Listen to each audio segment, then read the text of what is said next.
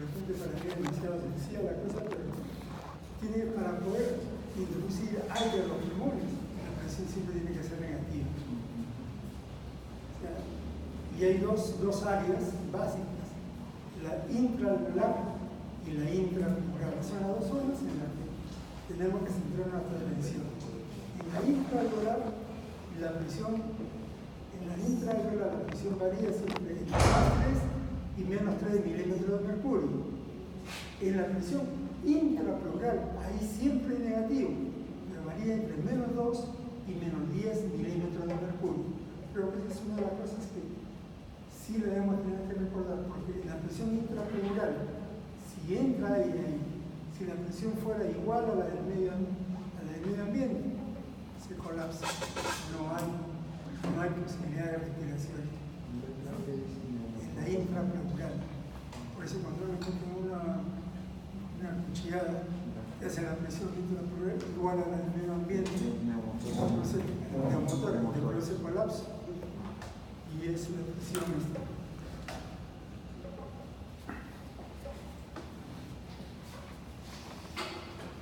hay dos mecanismos pues, en la respiración, la inspiración y la expiración. Creo que eso no hay mayor problema. El aparato respiratorio formado por una bomba que consiste en las paredes del tórax, los músculos respiratorios disminuyen el tamaño de la cavidad torácica, los centros cerebrales que controlan los músculos, vías nerviosas que conectan al cerebro con los músculos. Ventilamos 12 a 15 veces por minuto, un promedio de 15 litros por minuto en cada ciclo respiratorio. O sea, cada ciclo respiratorio debe ser una inspirada y una expirada. Ese es un ciclo, ¿no? Ese es un ciclo, como la que tenemos en el aparato cardiovascular. Entre un impulso y otro impulso, ese es un ciclo cardíaco, ¿no? O sea, por minuto, ¿cuántos ciclos cardíacos tenemos? 70, 80, varía, ¿no? Depende de la condición en la que nos encontremos. El rol del sistema respiratorio, primario, transportando la base, secundariamente mantener el equilibrio ácido-base, protección contra las bacterias, trombos, regulación hormonal, óxido electrólisis, enzima convertida en medicina. Hay dos procesos, el externo, que consiste en la absorción de oxígeno y eliminación de anhídrido carbónico. Esto es a nivel externo, o sea, entre el aire y los alveolos. Esa es la respiración externa. Y hay otra interna, que es ya el transporte de oxígeno desde los alveolos hasta los tejidos. Esa sería la respiración interna.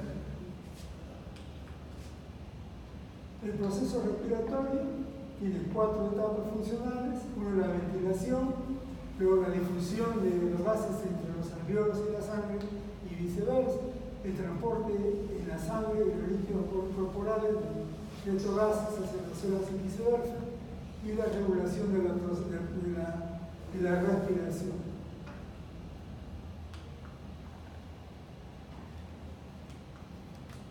Factores físicos y fisiológicos que influyen en cada paso de la respiración, ¿no? Del medio externo tenemos la presión de oxígeno inspirado, los pulmones donde se realiza la ventilación, la sangre para el flujo, el transporte del oxígeno por la hemoglobina o del anhídrido carbónico por la hemoglobina, en los tejidos a través de la capilaridad, en las células sanguíneas, en las células hay que tener en cuenta la mioglobina, que es una proteína que capta, que favorece mejor el transporte del oxígeno, las mitocondrias, las enzimas y la difusión. Esta fue una pregunta, no sé si estuvo esta pregunta en el examen, pero hay dos cosas, ¿no? Los gases que se transportan de mayor concentración a menor concentración, tanto oxígeno como anhídrido carbónico, lo hacen por difusión. Y hay otro, el movimiento de un gas de una alta concentración a una baja concentración en función del movimiento del medio en que se encuentra dicho gas, o sea, en función del líquido, el aire donde se encuentra, y en donde hay transporte también de caloría o de energía, a eso le llama convección, ¿no? O sea, dos mecanismos de de la respiración. Esta pregunta no la hacía por la difusión, porque es demasiado simple, ¿no? Pues esta ahorita que es una palabra más atractiva, ya qué cosa es, ¿no? Por eso fue, ¿no? Y es que es el fluido, aunque la práctica me encargaba de señalar y de hablar sobre este transporte del medio, que es energía, lo que se va a transportar. Bueno, eso son la unidad respiratoria incluye, pues, digamos, el alveolo, el bronquiolo respiratorio, los alveolos, los atrios, los vestíbulos, es decir, unos 300 millones de alveolos en los dos pulmones, con un diámetro medio de aproximadamente 0.2 milímetros, ¿no? Acá en esta zona es una red de capilares bastante grande.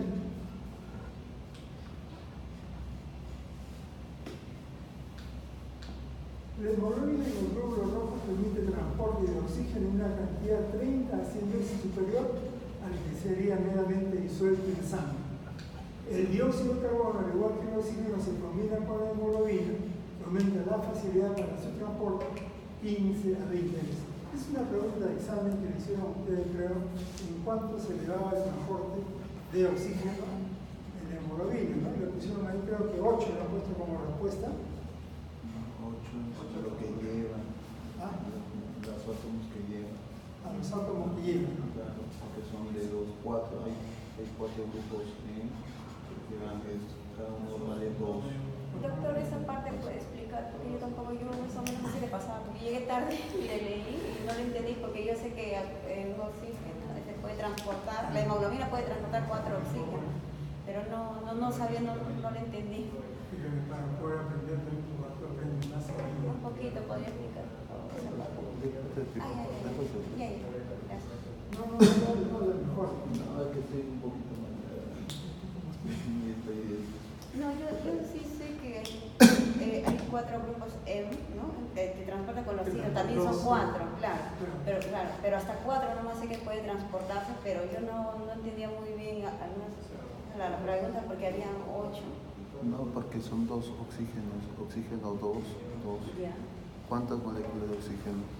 Si llevan 2 átomos de oxígeno, o 2, ya, sácalo cada uno, son 8.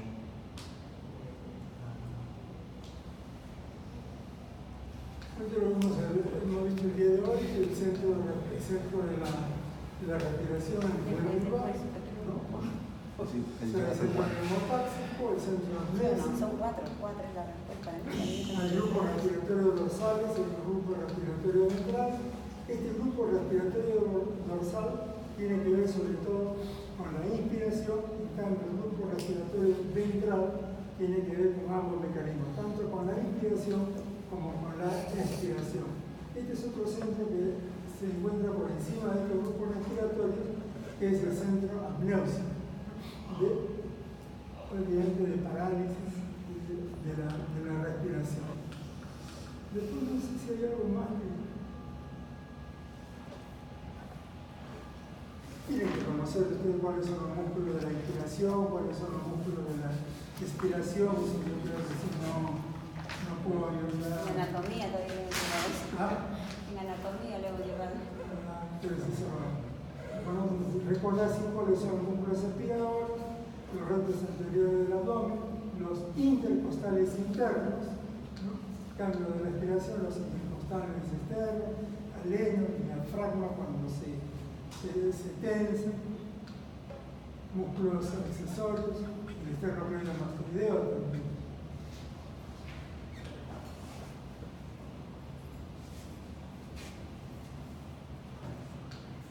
Esta fue una pregunta que justo antes de la respiración, la presión alveolar es igual a la presión atmosférica.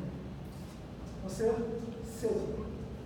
Si es igual, es 0. Y la presión alveolar o intraalveolar, ¿no?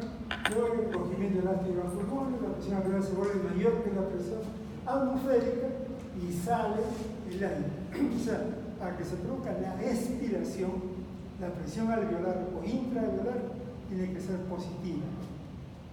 Desde +1 hasta +3, la máxima expiración está en +3. Al terminar la expiración está en +1 y termina la expiración con 0. ¿No? Y ahí ya viene la inspiración, que era -1, -2, -3, -3 es la máxima inspiración, la máxima presión que se tiene para que pueda ingresar aire a nuestros pulmones. Estas presiones intraalveolares durante la inspiración, -3 milímetros de mercurio, durante la expiración, +3 milímetros de mercurio. La presión media, 0, o sea, es una presión igual a la de la atmósfera. Las presiones intrapleurales, en la inspiración, -8, en la expiración, -2 unidades de Fibonacci, o -2 milímetros de mercurio. Al final de la inspiración, -6, al final de la expiración, o sea, cuando botamos el aire, -4, con una presión media de -5 milímetros de mercurio. Después lo demás estos son, digamos, si valores que deben recordar, 1100 milímetros de mercurio, perdón, 1100 mililitros de gas que constituyen el aire residual, más o menos 1200, ¿no? 1200, 1100 el volumen de reserva expiratorio, o sea, después de terminar la expiración, este es el volumen o volumen de aire corriente, que decíamos promedio de 500 mililitros, y luego hay un volumen de reserva inspiratorio, es lo que podemos inspirar, tomar después de haber hecho una respiración normal. Y de ahí vienen las capacidades. Capacidad pulmonar total y medir todos estos volúmenes. Con el espirómetro, ¿qué es lo que no se puede medir? El volumen residual no podemos medir. Y si no podemos medir el volumen residual, no podemos medir la capacidad pulmonar total. O sea, es la razón por la cual hago la pregunta ahí. Y además está también en la guía. Porque en la guía está esa expresión que dice el volumen residual no se puede medir. Entonces, si no podemos medir el volumen residual, no podemos medir la capacidad pulmonar total. Entonces, sí podemos medir la capacidad vital, sí lo podemos medir. El volumen de reserva expiratoria, el volumen vital, el volumen de reserva inspiratoria, ¿no? Ese volumen sí lo podemos medir. Bueno, hay un espacio muerto a nivel celular que está más o menos 350 centímetros cúbicos. Acá lo que te digo en 150 mililitros, volumen residual 1200, reserva expiratoria 1100 mililitros, volumen corriente 500, volumen de reserva inspiratoria promedio 3000. Como antes decíamos, son random, varía esto de acuerdo a las actividades que tenga cada uno, a la constitución que tiene también cada persona. Estos son los volúmenes que nos acabamos de denunciar y acabamos de conversar. ¿De qué manera recorre el aire nuevo la distancia de los bronquiolos terminales hacia los alveolos? Lo hace por difusión y en fracciones de segundo. Y aquí tenemos, digamos, las presiones pulmonares que ya hemos descrito, la presión intrapleural que va entre -2 y -8 milímetros de mercurio, es lo común, lo frecuente. Cuando se produce la inspiración, el diafragma se contrae, disminuye la presión, aumenta el volumen, -3, -8, +5. En la expiración, ¿no? +3, la presión a nivel alveolar, y la expiración -5, igual tomaría +8. Esto puede llegar hasta -2, pero no se ha puesto en -2 porque no daría +5 ahorita que esta cantidad.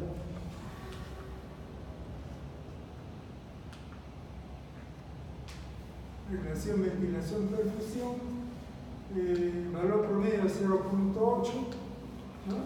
La presión de oxígeno en cualquier unidad pulmonar está determinada por esa relación entre la ventilación y el flujo sanguíneo, ¿no? Asimismo para el anhídrido carbónico y el nitrógeno. Esta es la zona alveolar. Estos son datos también que creo que los conocemos. No sé si hay alguna cosa que quieran conocerlo más aquí en aparato respiratorio, porque considero que es bastante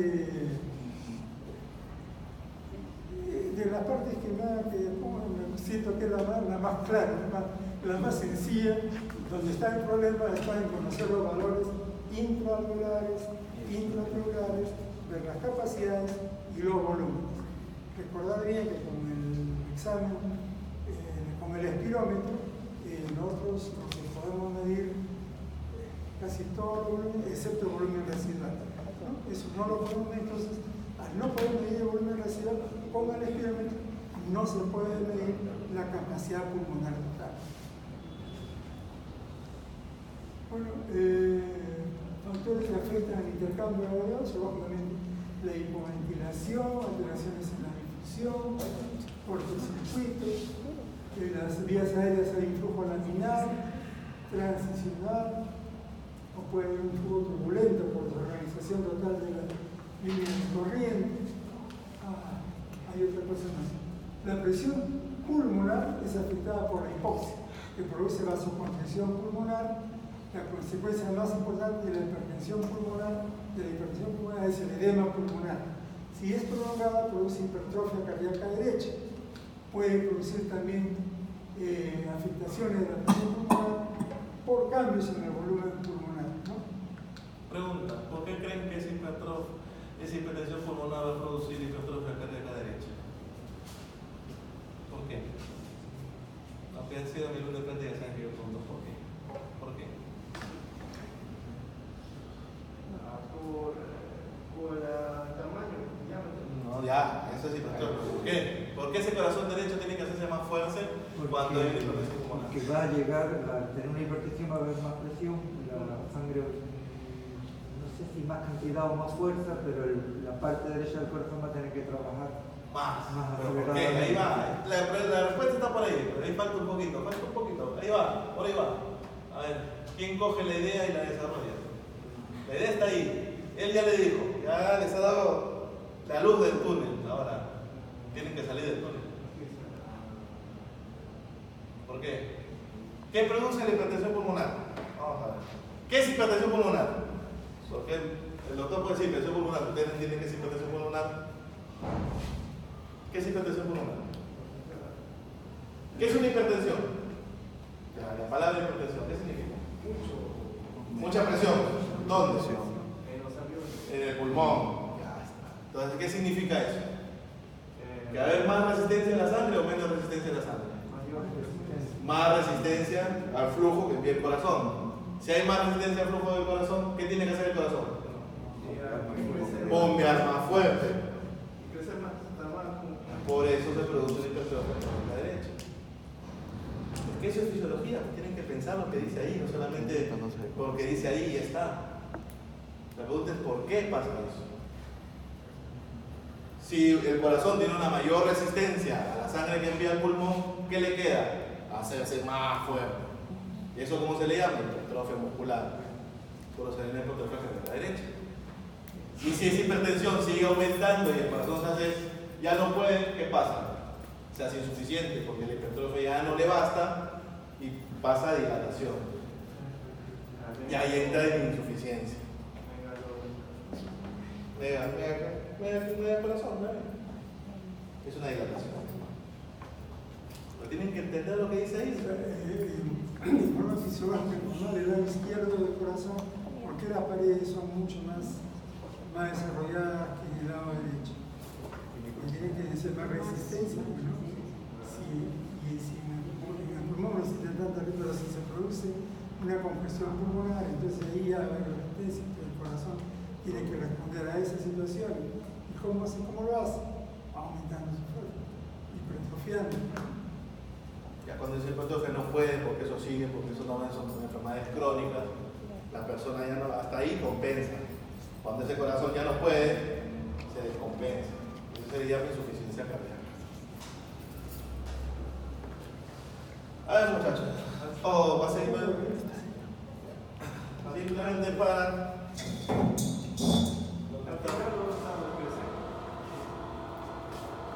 Lo de la creatinina que estaban diciendo.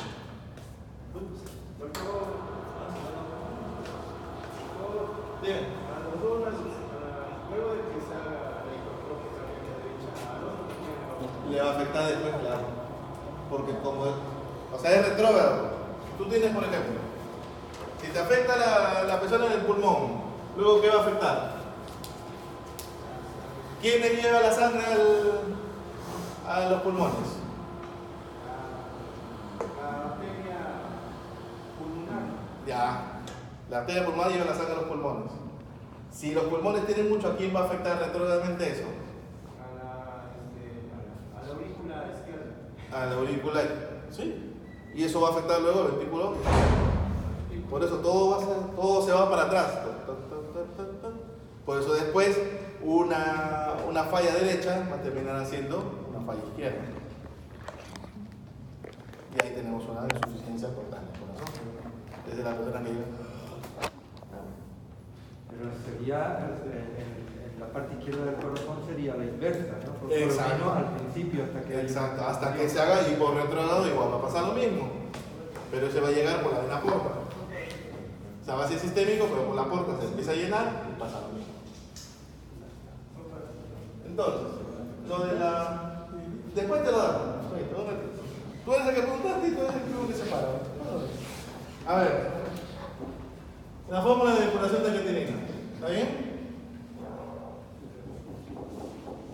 Esta es la ecuación, por si la quieren encontrar por internet.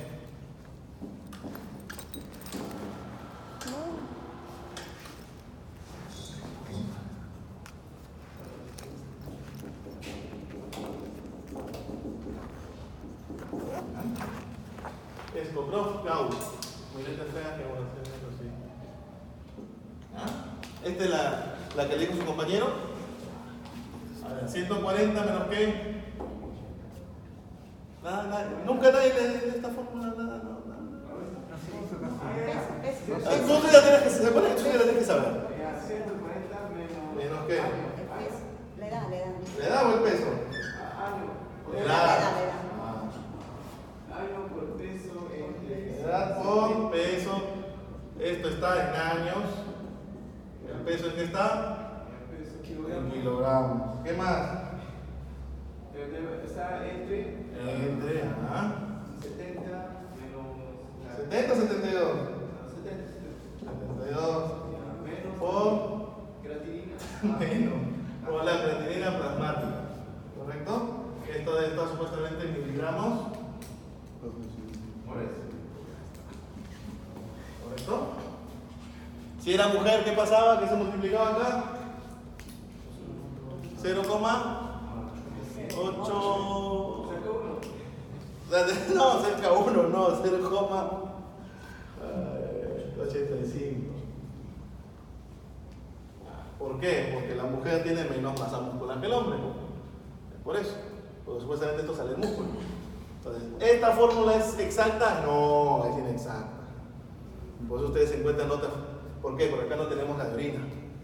Asumimos la de orina. Esta la usan en emergencia. Por eso es que esta es la más usada, porque solamente con un solo dato, o sea, con los datos que sacas de historia de creatinina plasmática, la edad y el peso, puedes darte una idea de cómo va. Pero no es exacta. Por eso tú ves otras que sacan peso, talla, más índice de masa corporal. Claro, son más exactas. Mientras más tengas exacto este dato, mejor va a ser tu depuración de creatinina, ¿correcto? Pero esta es una fórmula inexacta, pero es práctica. Porque tú solamente teniendo la edad, el peso y la creatinina en plasma, tienes una idea de cómo va a ser filtrado. Porque lo ideal, ¿qué sería? ¿Qué es lo que debería de, qué es lo que ha explicado el doctor Mena? ¿Cuál sería el ideal de depuración? A ver. Creatinina, ya bonito, creatinina en plasma está acá. Esta es creatinina en orina y esta es creatinina en plasma. ¿Esto a qué debería ser igual? 0. ¿Por qué debería ser igual a 1? Está bien, de la cruz, algo te acuerdas. ¿Por qué debería ser igual a 1? Eso no recuerda, ¿ya ves? ¿Te acuerdas una parte que es mala? Habla por las puras, ¿sabes? ¿Por qué debería ser igual a 1? Porque, ¿qué les explicó el doctor Mena? Que si aquí es X, acá debería ser X. Y X entre X siempre va a ser 1. Entonces, la depuración ideal, ¿cuál es? 1. ¿Es la realidad? No es la realidad. Porque la realidad es el ideal. Pero no pasa eso. ¿Por qué? Porque hay fallos en la filtración, la masa muscular inferior. Hay cosas que alteran. Entonces, pero el ideal es que tiene que acercarse a 1. ¿Pero eso pasa? No pasa.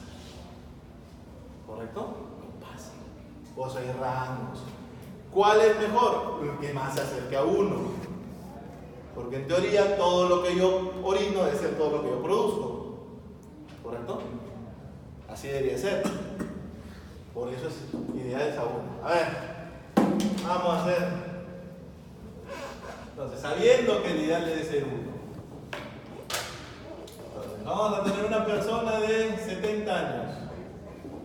¿Correcto? Que pesa 100 kilos. Grandote, mijito.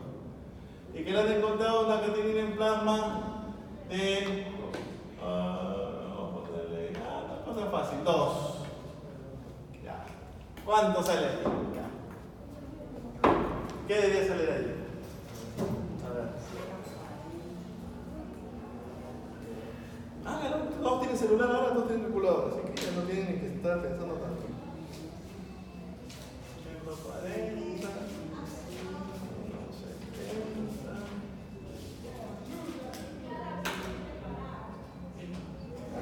48.71. ¿Verdad? Sí. ¿O no? No, pero lo demás, pues tú ya lo has hecho, pero lo demás. A ver, lo demás, cada uno tiene que hacerlo.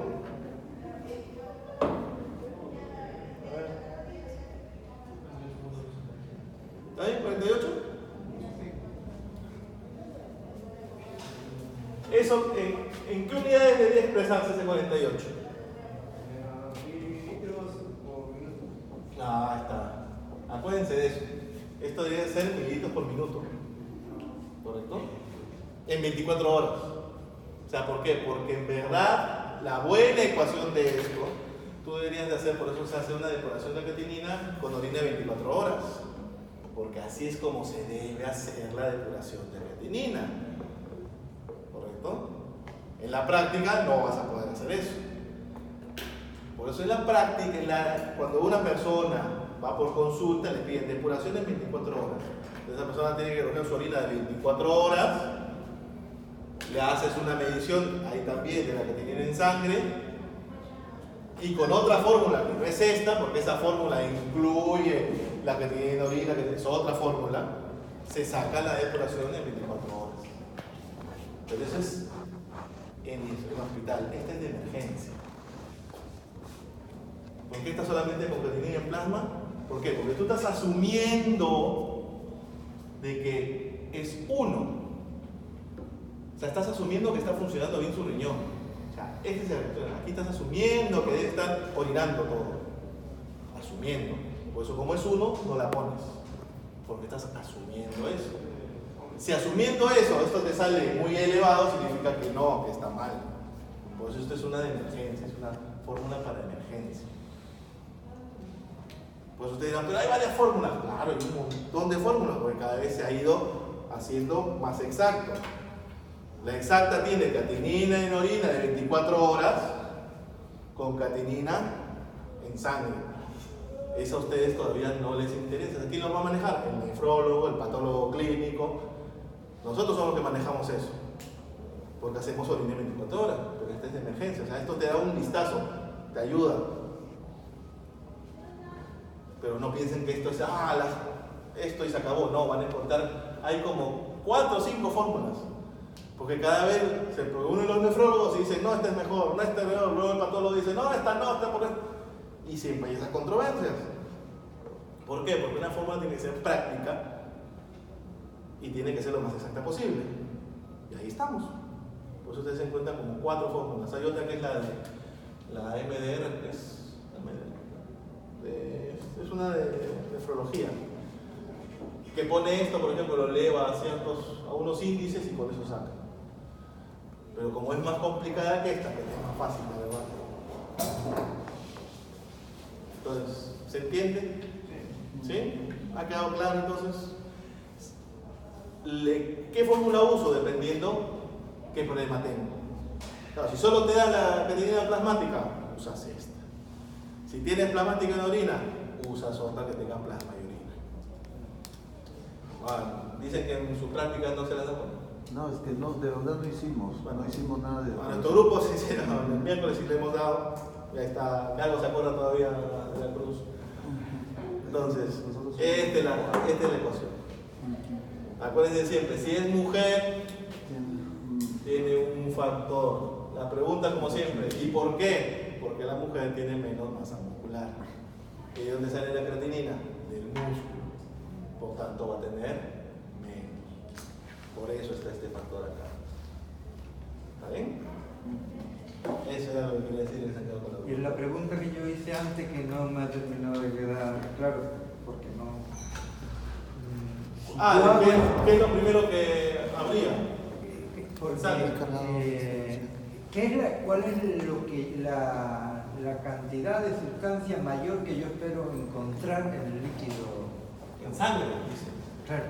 ¿Cuál es la cantidad de sustancia mayor? Claro, porque mira. Normalmente, ¿qué es lo que vamos a excretar?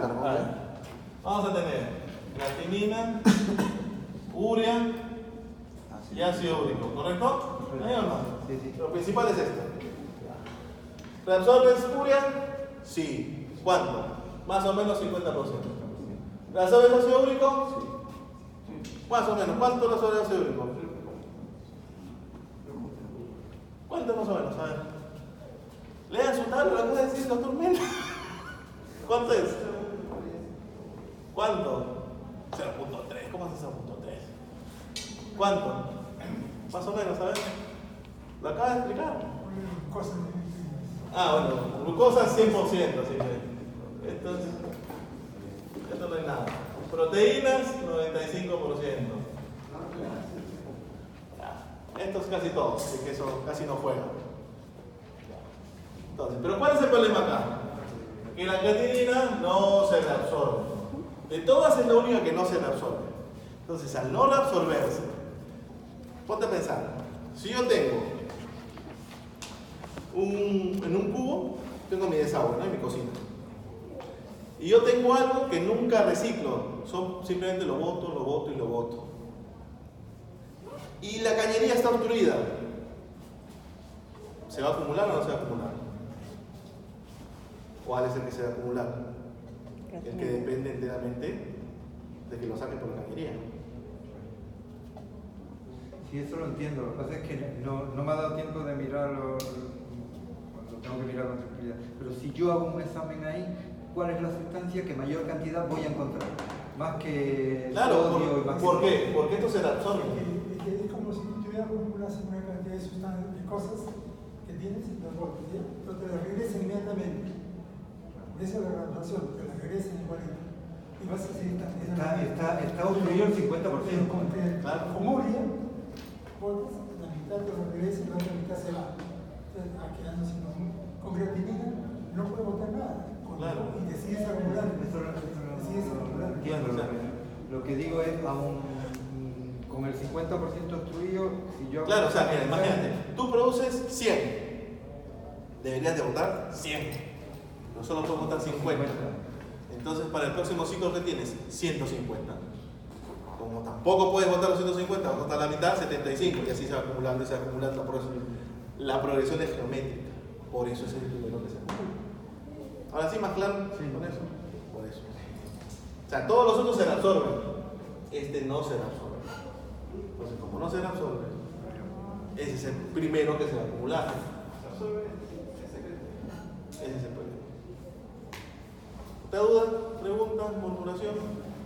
¿O todos tienen hambre y quieren almorzar? ¿Sí? ¿Seguro? La Bueno, yo no hago el examen, el doctor.